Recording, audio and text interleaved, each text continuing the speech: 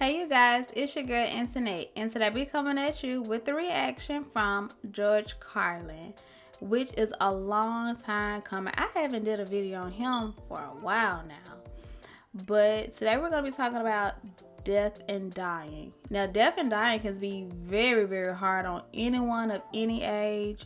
It doesn't matter if it's a spouse, mother, partner, animal, child. All of it's hard. And I just want to know what Mr. George have to say about it, what George Carlin has to say about it, because we all know how he can be. But I just want to see like what kind of enlight would he put on there, or is he gonna take this some total way somewhere else? Because we know he can do this. But do not forget to like, comment, and subscribe, and turn your notifications on so you can see me. And if you would like to support the channel, my PayPal is in the bottom of the video. And let's get into this video.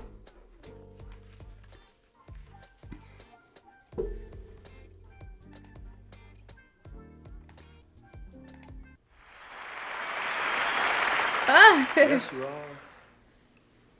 You're all going to die. Wow, a young I George. need to remind you of it, but it is on your schedule. Oh. Yes, probably won't happen when you want. Usually comes along when you're not expecting. Generally, you have your stamp collection out, you know. Now? No. Oh, wow. Just want a little time to put away your hinges, you know. No. There's a time to die, and it's okay, you know. It's really okay. Yeah. Nobody wants to die. Nobody. Well, you know, most people Ah! don't want to die. Nobody wants to die. Boy, if you think being sick is no fun, Right. dying is really a pain in the ass. I like the way how he does things like this, like how he just, you're like, nobody want to die. Nobody want to die. Like, duh. Nobody wants to die. People don't mind being dead. Being dead is great. Okay. But getting dead, That's the problem. nobody wants to get dead. So I hope I don't die. I wonder how often we think that, you know? It's just under the surface, isn't it? You go out for the day, going out of your house. You say, I hope I don't die. It would really spoil the circus if I were to die. Geez, I hope I don't die. Comedians don't want to die. It's only a metaphor, but it's so true of all of us. We don't want to die out there. The comic's going to die. I don't want to die. Geez, I was dying out there. I was dying. It was death out there. And it was like a morgue. Oh, I don't want to die. Of course, if the comedian doesn't die, you know, if he succeeds, if he makes you laugh, then he can say, I killed him. Uh-huh. I killed him.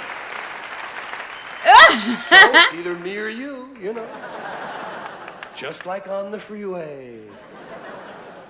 Yeah, dying shouldn't be that bad. It shouldn't be that bad. We're all going to do it. It's one of the few fair things in life. Everybody catches it once.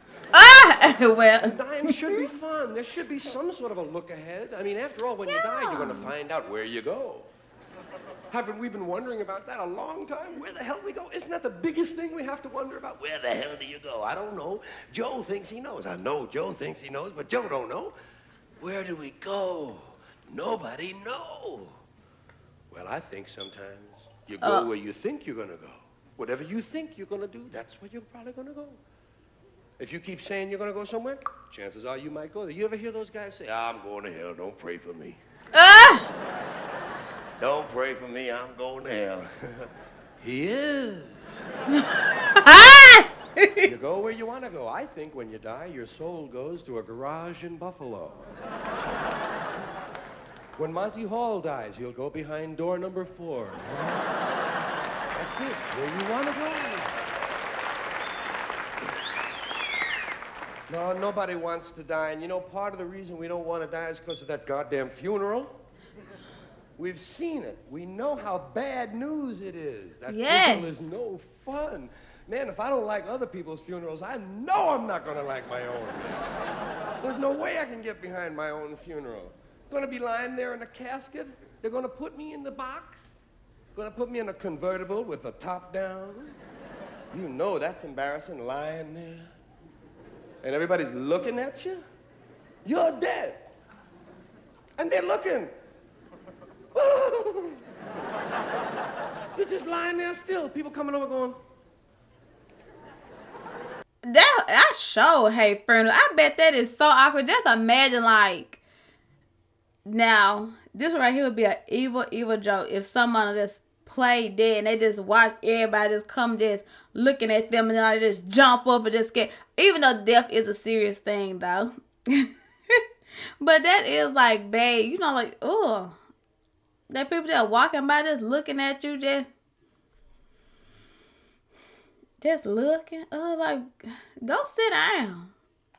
I already sad up, and that is especially like when someone call you and tell you that someone in your family died and stuff like that. That is so hard. I have had to do that, and that was one of the hardest things I ever had to do.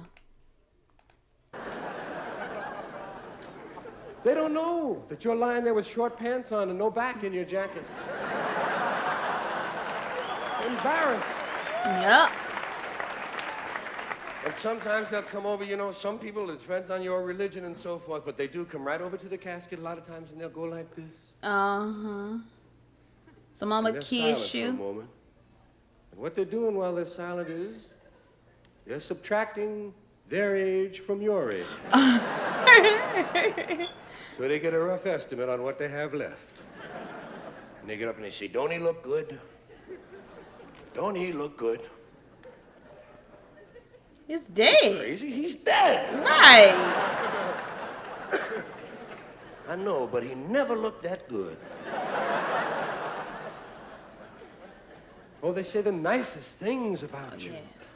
They say the nicest things when you die. Your popularity goes straight up when you die. They say the greatest things there are that can be said. They'll even make stuff up if they have to. Mm-hmm. Well, he was a real asshole, but he meant well, you know? He's a well-meaning asshole. And I have heard, I was just thinking about what he had said. He was like, them older men, I'd be like, oh, don't pray for me. I know I'm going to hell.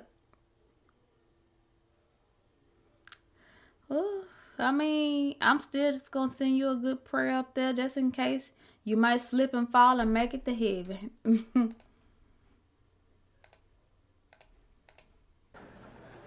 Yes, you get so popular when you die. All the flowers you get. Think of the flowers you get when you die. You get more flowers when you die than you got in your whole life. Sure all do. All the flowers arrive at once, too late. Yep. Guys will say, oh, yeah, well, you know, Bill is dead. Yeah, poor Bill. Poor Bill is dead, yeah. Poor Dave? Yeah, poor Dave is gone now. Ed? Yeah, poor Ed is gone. Dan? That motherfucker is still alive, isn't he? Ah! I wish he would die so I could like him. This is so silly. Another aspect of death, and a lot of people will tell you little tales about it. Reincarnation, coming back. Yes. A lot of folks are sure of it. They can come back. I hope so. Come back is something, I don't know. Does it seem right to you that it would work? I mean, mathematically, it doesn't seem to work. Because originally on this earth, we only had, well, let's say 6 people. I know we had 2, but it's a controversial number. Let's say at one time there were only 6 of us, about. 6 people, 6 souls. And those 6 people died, and those souls went back to the staging area. And new people were born, and those 6 souls came back. We still only have 6 souls. Yeah. Now we have 4 billion people claiming to have souls. Where are all these extra souls coming from? Someone is printing up souls. And it lowers their value. The more souls there are, the less they're worth, it would seem. Well, somebody's got to think of this shit, you know. Yeah. How about the perfect murder? I've thought sometimes about the perfect murder. You know what you do? You pick up one person by the ankles and you beat another person to death with it.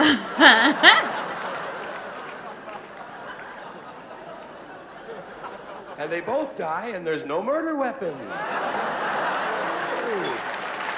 Sure you got that right, yep.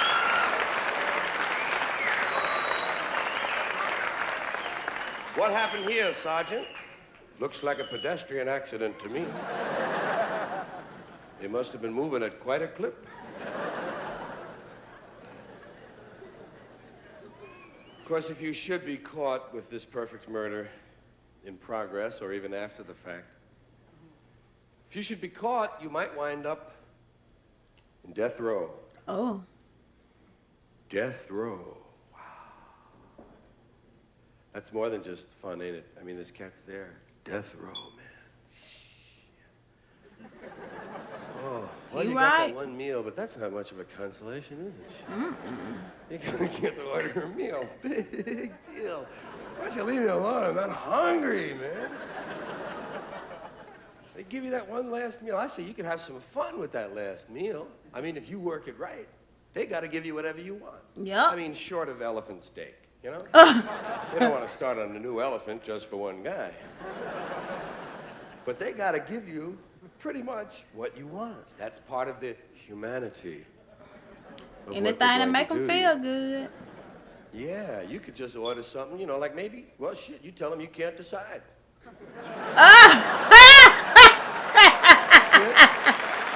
That's it. I don't know. I don't know if I want steak or lobster, you know? I mean, that's another way to slow it down. Because I heard one story. A man, he was on death row. He told them he wanted some strawberries and stuff like that. He wanted some kind of strawberry something. Child, they didn't kill that man until it was strawberry season. But see, I think that was back in a little in the olden day when you just had to grow stuff like that out. Because now you can go to the grocery store and get strawberries almost all year long. So he would have got done with sooner now. I mean, I really love them both, and I honestly can't decide. Could they kill you? I don't think they could kill you if you honestly couldn't decide. Lie detector, truth serum, the man honestly doesn't know what he wants. Yeah. We can't very well kill him. We can't drag him down the last mile screaming, I don't know what I want. You gotta give him a chance, and then man lives. Imagine if you worked it out and you kept it going 6 months. Man still alive, can't decide on meal. 3 years, 8 years, and then finally you're an honest person, so you tell them when you do figure it out, and you say, I've decided what I'd like. I think I'll have steak. Okay? How did you want that? Oh, gosh.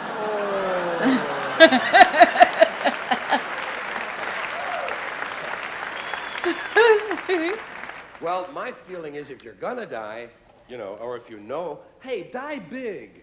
Yes. Die big. Yes. Nobody wants to just pass away. You don't want to be a euphemism, do you? Nobody wants to pass away. You know, Arnie passed away. Oh, really? Yes. Well, I didn't know that. Well, that's the idea. On the other hand, Dave died. Oh, God. Oh, yes, I heard about Dave dying. That's true. I say die big. Give it a shot, man. Go out big. It's your chance. Die big. Work in a few posthumous reflexes for your friends. Give them a show before you go. Entertain and uplift and instruct those you are leaving behind. When you die, give them a few posthumous reflexes. You know, the body does store electricity up. There's a certain storage of electricity, and even a dead body, a corpse, will occasionally go... And I say, if you have that potential after you're dead, use it properly. Pre-program. Before you die, pre-program some posthumous reflexes that will be entertaining to those you've left behind. Do something to capture their imagination. Roll over on the autopsy table. Golly. That's nice. Cross your legs, stretch your balls, do something.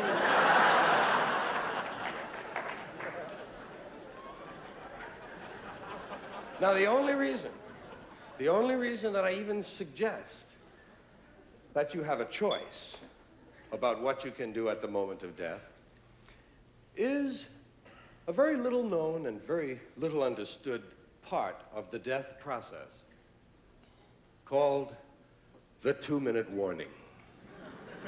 Many people are not aware of it at all. Okay. The 2-minute warning. Just as in football.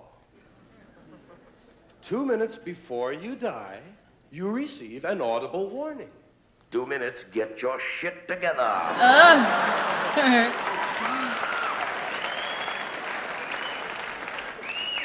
The reason we don't know about it is because the only people who hear it die. And I don't think we'd believe someone anyway if he told us he received his 2-minute warning, would you? Some asshole on the bus? Hey, I just got my 2-minute warning. You'd think it was a coach out on the town, you know? But no, the 2-minute warning does arrive. And I say use that time to entertain, to leave something behind. Do something with the 2 minutes. Hey, if nothing else, give a speech. Little 2-minute speech. We can all give a little 2-minute speech. Just pick some subject you're very fond of and talk about it for 2 minutes. I mean, tell them. It's your last chance to tell them anything. Yeah, I love them. Got 2 minutes, and I mean, wax eloquent. Rise, bring it to the rafters, and then at the moment at the end, you say, if this is not the truth, may God strike me dead.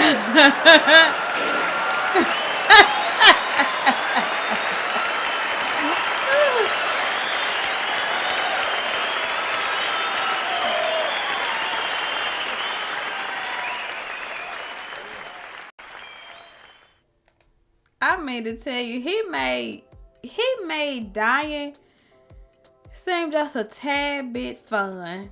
Just a tad, not much, because I don't want to do that no time soon. But he actually made kind of light of it. You know, like, he didn't make it sound so bad, even though we all know it's very bad. So, but that's just what Mr. George does. And that brings us to the end of the video, you guys. And I will catch y'all in the next one. Bye, you guys.